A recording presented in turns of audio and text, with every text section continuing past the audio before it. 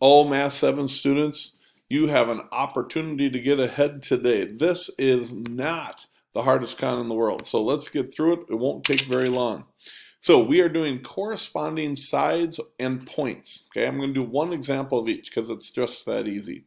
You're going to notice that they have one shape right here and they have another shape right here. These two shapes are scale factored or scale copied of each other, meaning they're the same shape, only one is proportionately bigger or smaller than the other one.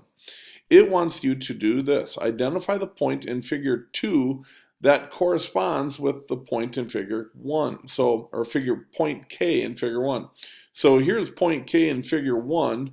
Which one is in that lower left region on figure 2? Well, you might say letter C. Yeah, it's that easy, guys. Okay, let's do another one. Okay, this one is corresponding side. So we're going to do this one says identify in figure 2 which side that corresponds with FH in figure 1. So here is FH in figure 1. So what are the letters over here in figure 2? LM. That's right. Boom, there's your answer, LM. It is that easy. Won't take you long. Have a great day. Bye-bye.